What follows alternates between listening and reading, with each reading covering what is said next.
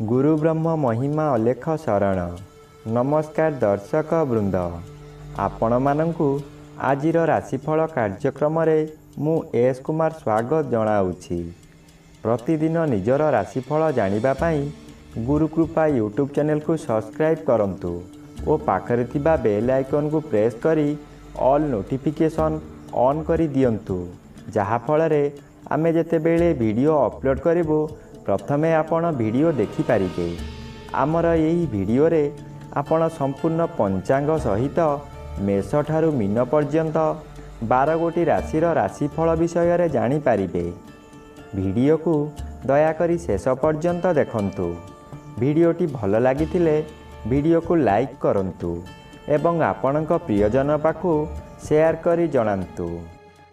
एबे आसंतु जानिबा आज दिनर संपूर्ण पंचांग विषय। आज 2026 मसीहा जून मास 12 तारीख शुक्रवार, दिल्ली शराब्दा सन 1433 साल, स्वाधीन भारताब्द 79 वर्ष, महिमाद 199 वर्ष, उत्कल गजपति श्री श्री गजपति दिव्यसिंह देव महाराजांकर 69 अंक, सौरस्व ज्येष्ठ मास 29 दिन, चांद्रमते ज्येष्ठ मल कृष्ण पक्ष द्वादशी तिथि, अपराह्न 3 घंटा 18 मिनिट पर्यंत। आजिर सूर्योदय विरजा क्षेत्र को 5 घंटा 4 मिनिट, वृष लग्न 4 दंड 25 लिता गते उदय। आजिर सूर्यास्त विरजा क्षेत्र को 6 घंटा 24 मिनिट, बिछा लग्न 5 दंड 4 लिता गते अस्त। आज मेष चंद्र 60 दंड, द्विजा नक्षत्र रात्रि 12 घंटा 49 मिनिट पर्यंत। आज जन्मित शिशुर मेष राशि, क्षत्रिय वर्ण नरगण, रात्रि 12 घंटा 49 मिनिट गते दानवगण। आज मृत व्यक्तिर अपराह्न 3 घंटा 18 मिनिट मध्य एक पाद पुष्कर दोष, पुनश्च रात्रि 12 घंटा 49 मिनिट गते एक पाद पुष्कर दोष। निषिद्ध खाद्य आज अपराह्न 3 घंटा 18 मिनिट मध्य पोई भोजन निषेध अटे, एहा परे बाईगण भोजन निषेध अटे। आजिर अमृत योग दिबा 11 घंटा 52 मिनिट गते 2 घंटा 16 मिनिट मध्य, अस्तरु रात्रि 8 घंटा 48 मिनिट मध्य एवं शेष रात्रि 3 घंटा 40 मिनिट गते 5 घंटा 4 मिनिट मध्य। आजिर महेन्द्र योग प्रातः 5 घंटा 52 मिनिट गते 6 घंटा 40 मिनिट मध्य एवं दिबा 9 घंटा 4 मिनिट गते 9 घंटा 52 मिनिट मध्य। आजिर काल बेला एवं 12 बेला दिबा 8 घंटा 21 मिनिट गते 11 घंटा 38 मिनिट मध्य। आजिर काल रात्रि रात्रि 9 घंटा 1 मिनिट गते 10 घंटा 22 मिनिट मध्य। आजिर राहु काल पूर्वाह्न 10 घंटा 30 मिनिट ठारू मध्याह्न 12 घंटा मध्य। आज मेष राशिर घात चंद्र, धनु राशिर घात नक्षत्र, अपराह्न 3 घंटा 18 मिनिट मध्य तुला राशि और मकर राशिर घात तिथि, बिछा राशि, धनु राशि और मीन राशिर घात 12।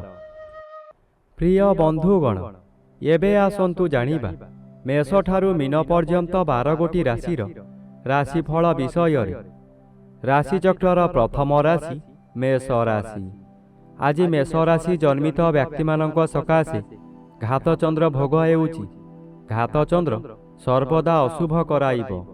आज घरे बाहरे प्रत्येक स्थान रे आपण अपदस्थ हेबे। आपणकर बहु परिमाणर व्यय हेब। शरीर असुस्थ रहिब। मथा विचलित हेबा कारणरू रास्ता दुर्घटना मध्य होई पारे।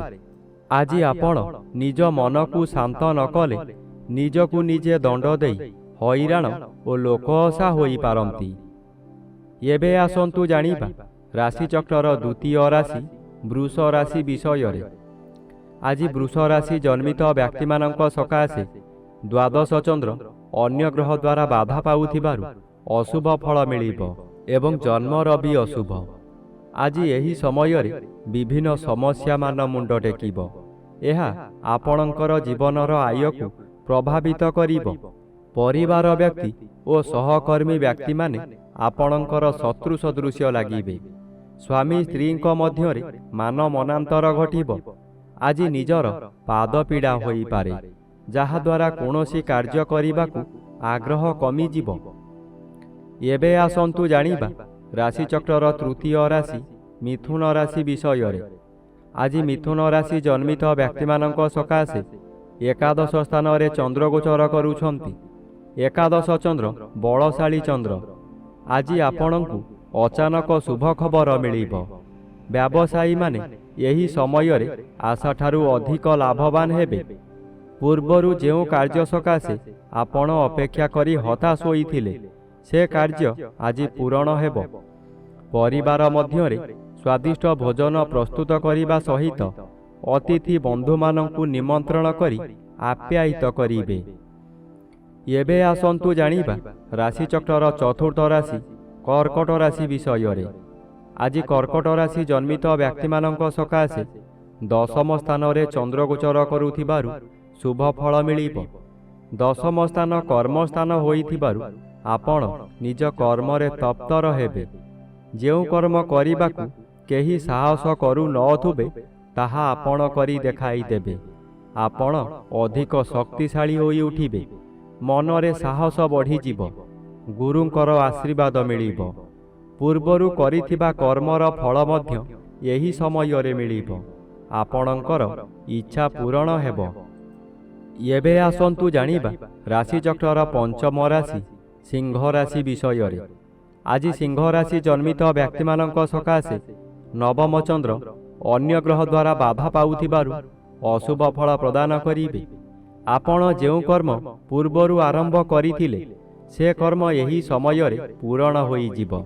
ପୂଜାପାଠ ଓ ଗୁରୁ ଭକ୍ତିରେ ମନୋନିବେଶ କରିବେ। କୌଣସି ଅନୁଷ୍ଠାନରେ ବହୁ ଆର୍ଥିକ ସାହାଯ୍ୟ କରିପାରନ୍ତି। ବିଭିନ୍ନ ମହଲରୁ ପ୍ରଶଂସା ମିଳିବ। ପରିବାରର ଗୁରୁଜନମାନେ ଆଶୀର୍ବାଦ କରିବେ। ଦୈବୀ କୃପା ଠିକ୍ ସମୟରେ ମିଳିବ। ଏବେ ଆସନ୍ତୁ ଜାଣିବା ରାଶିଚକ୍ରର ଷଷ୍ଠ ରାଶି କନ୍ୟା ରାଶି ବିଷୟରେ। ଆଜି କନ୍ୟା ରାଶି ଜନ୍ମିତ ବ୍ୟକ୍ତିମାନଙ୍କ ସକାଶେ ନବମ ରବି ଓ ଅଷ୍ଟମ ଚନ୍ଦ୍ର ଉଭୟ ଅନ୍ୟ ଗ୍ରହ ଦ୍ୱାରା ବାଧା ପାଉଥିବାରୁ ଅଶୁଭ ଫଳ କମ୍ ମିଳିବ। ଆପଣ ବିଭିନ୍ନ ସ୍ଥାନକୁ ଯାତ୍ରା କରିବେ। ବିବାଦ ଆସିବ, କିନ୍ତୁ ସତର୍କ ରହିବା ଜରୁରୀ। ସତର୍କ ରହିଲେ ବିବାଦରୁ ମୁକ୍ତି ମିଳିବ। ଆଜି ହଠାତ୍ କୌଣସି ବିପଦରେ ଫସିଯିବେ। ମାନସିକ ସ୍ତରରେ ଯନ୍ତ୍ରଣା ପାଇବେ। ରାତ୍ରି ଅନିଦ୍ରା ମଧ୍ୟ ହୋଇପାରନ୍ତି। ଏହି ସମୟରେ ସତର୍କ ରୁହନ୍ତୁ, କିନ୍ତୁ ଅତି ଭୟଭୀତ ହେବା ଆବଶ୍ୟକ ନାହିଁ। ଏବେ ଆସନ୍ତୁ ଜାଣିବା ରାଶିଚକ୍ରର ସପ୍ତମ ରାଶି ତୁଳା ରାଶି ବିଷୟରେ। ଆଜି ତୁଳା ରାଶି ଜନ୍ମିତ ବ୍ୟକ୍ତିମାନଙ୍କ ସକାଶେ ସପ୍ତମ ସ୍ଥାନରେ ଚନ୍ଦ୍ର ଗୋଚର କରୁଥିବାରୁ ଶୁଭ ଫଳ ମିଳିବ। ଆପଣଙ୍କ ପରିବାର ମଧ୍ୟରେ ହସ ଖୁସିର ଉତ୍ତମ ବାତାବରଣ ଆସିବ। ଏହି ସମୟରେ ଆପଣଙ୍କ ଜନ୍ମସ୍ଥାନଠାରୁ ଦୂରରୁ ଖୁସି ଖବର ମିଳିବ। ଆୟ ବୃଦ୍ଧି ହେବ।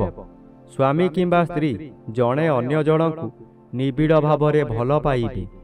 ଆପଣ ଯାହା ବ୍ୟବସାୟ କରୁଛନ୍ତି, ତହିଁରେ ଆଶାଠାରୁ ଅଧିକ ଆୟ ହେବ। ଭବିଷ୍ୟତ ସକାଶେ ସଞ୍ଚୟ ହେବ। ଏବେ ଆସନ୍ତୁ ଜାଣିବା ରାଶିଚକ୍ରର ଅଷ୍ଟମ ରାଶି ବିଛା ରାଶି ବିଷୟରେ। ଆଜି ବିଛା ରାଶି ଜନ୍ମିତ ବ୍ୟକ୍ତିମାନଙ୍କ ସକାଶେ ଷଷ୍ଠ ସ୍ଥାନରେ ଚନ୍ଦ୍ର ଗୋଚର କରୁଛନ୍ତି। ଷଷ୍ଠ ଚନ୍ଦ୍ର ବଳବାନ ଚନ୍ଦ୍ର। ଆଜି ଆପଣଙ୍କ ପରିବାର ମଧ୍ୟରେ ଖାଲି ଆନନ୍ଦ ହିଁ ଆନନ୍ଦ ମିଳିବ। ଯେଉଁ କାମରେ ହାତ ଦେବେ, ତହିଁରେ ସଫଳତା ନିଶ୍ଚୟ ପାଇବେ। ବ୍ୟବସାୟ କରୁଥିବା ବ୍ୟକ୍ତିମାନେ ବ୍ୟବସାୟରେ ଆଶାଠାରୁ ଅଧିକ ଲାଭବାନ ହେବେ। ପୂର୍ବରୁ ଆପଣ କରିଥିବା ଋଣ ଏହି ସମୟରେ ପରିଶୋଧ କରିପାରିବେ। ପାଖରେ ଅର୍ଥର ଅଭାବ ରହିବ ନାହିଁ। ଏବେ ଆସନ୍ତୁ ଜାଣିବା ରାଶିଚକ୍ରର ନବମ ରାଶି ଧନୁ ରାଶି ବିଷୟରେ। ଆଜି ଧନୁ ରାଶି ଜନ୍ମିତ ବ୍ୟକ୍ତିମାନଙ୍କ ସକାଶେ ପଞ୍ଚମ ଚନ୍ଦ୍ର ବାଧାପ୍ରାପ୍ତ ଅଛନ୍ତି। କୃଷ୍ଣପକ୍ଷ ହେତୁ ଅଶୁଭ ଫଳ ବଦଳରେ ଶୁଭ ଫଳ ମିଳିବ। ଆଜି ଆପଣଙ୍କର ସ୍ୱାସ୍ଥ୍ୟ ଉତ୍ତମ ରହିବ। ପୂର୍ବରୁ ଯେଉଁମାନେ ହଇରାଣ ହରକତ କରୁଥିଲେ, ସେମାନେ ଦୂରେଇ ଯିବେ। ଏବେ ଆପଣ ଶାନ୍ତିରେ ରହିପାରିବେ। ପଞ୍ଚମ ଗୃହ ଜ୍ଞାନ ଗୃହ ହୋଇଥିବାରୁ ଆପଣଙ୍କର ବିଭିନ୍ନ ଜ୍ଞାନ ବୃଦ୍ଧି ହେବ। ଆପଣଙ୍କ ଉପସ୍ଥିତ ଜ୍ଞାନ ବଳରେ ବହୁ ବଡ଼ ବଡ଼ ବିପଦରୁ ମୁକୁଳି ଯିବେ। ବହୁ କାମରେ ହାତ ଦେଇ ଆପଣ ସଫଳ ହେବେ, ଶୁଭ କର୍ମମାନ କରିବେ। ଏବେ ଆସନ୍ତୁ ଜାଣିବା ରାଶିଚକ୍ରର ଦଶମ ରାଶି ମକର ରାଶି ବିଷୟରେ। ଆଜି ମକର ରାଶି ଜନ୍ମିତ ବ୍ୟକ୍ତିମାନଙ୍କ ସକାଶେ ଚତୁର୍ଥ ଚନ୍ଦ୍ର ଅନ୍ୟ ଗ୍ରହ ଦ୍ୱାରା ବାଧା ପାଉଥିବାରୁ ଅଶୁଭ ଫଳ ପ୍ରଦାନ କରିବେ। ଆଜି ଆପଣ କାହାରି ପ୍ରରୋଚନାରେ ପଡ଼ି ବହୁତ ସ୍ଥାନକୁ ଭ୍ରମଣ କରିବାକୁ ଯିବେ। ଆପଣଙ୍କର ସଞ୍ଚିତ ଧନମାନ ଅଯଥାରେ ଖର୍ଚ୍ଚ କରିବେ। ଚତୁର୍ଥ ଗୃହ ବିଦ୍ୟାଗୃହ ଓ ମାତୃଗୃହ ହୋଇଥିବାରୁ ବିଦ୍ୟାର୍ଥୀମାନେ ବିଦ୍ୟା ପଠନରେ ଦୁର୍ବଳ ରହିବେ।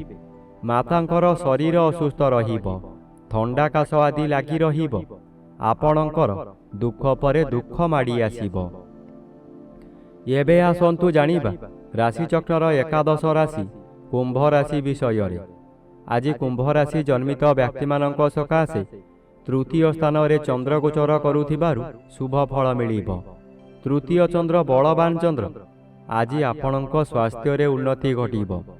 ପୂର୍ବରୁ ଥିବା ରୋଗମାନ ଅପସରିଯିବ। ଶରୀରର ତେଜ ବୃଦ୍ଧି ହେବ। ଯେଉଁ କାର୍ଯ୍ୟ କରିବାକୁ ଚାହିଁବେ ତହିଁରେ ସଫଳତା ଲାଭ କରିବେ। ଆଜି ହଠାତ୍ ଆପଣଙ୍କର କୌଣସିଠାରୁ ଶୁଭ ଖବର ପାଇ ମନର ବଳ ବୃଦ୍ଧି ହେବ। ବ୍ୟବସାୟରେ ଅଧିକ ଲାଭବାନ ହେବେ। ଧନ ସଞ୍ଚୟ କରିବାର ଦିନଟିଏ। ଏବେ ଆସନ୍ତୁ ଜାଣିବା ରାଶିଚକ୍ରର ଦ୍ୱାଦଶ ବା ଶେଷ ରାଶି ମୀନ ରାଶି ବିଷୟରେ। ଆଜି ମୀନ ରାଶି ଜନ୍ମିତ ବ୍ୟକ୍ତିମାନଙ୍କ ସକାଶେ ତୃତୀୟ ରବି ଶୁଭ ଓ ଦ୍ୱିତୀୟ ଚନ୍ଦ୍ର ବାଧାପ୍ରାପ୍ତ ଅଛନ୍ତି, ଶୁଭ ଫଳ ମିଳିବ। ଆଜି ଆପଣଙ୍କର ତେଜ ବୃଦ୍ଧି ହେବ। ଆପଣଙ୍କ ଚାହାଣୀରେ ଶତ୍ରୁମାନଙ୍କୁ ମିତ୍ର କରି ଆପଣଙ୍କ କାର୍ଯ୍ୟରେ ଲଗାଇବେ। ସେହିମାନଙ୍କ ଦ୍ୱାରା ଧନ ଅର୍ଜନ କରି ଆପଣ ଧନୀ ହୋଇପାରନ୍ତି। ଆଜି ବନ୍ଧୁମାନଙ୍କ ଠାରୁ ବିଳମ୍ବରେ ହେଉ ପଛେ ଖୁସି ଖବର ପାଇ ଆନନ୍ଦିତ ହେବେ। ଆପଣଙ୍କ କାର୍ଯ୍ୟକୁ ଆପଣଙ୍କ ସହକର୍ମୀମାନେ ଆଜି ଭୂୟସୀ ପ୍ରଶଂସା କରିବେ।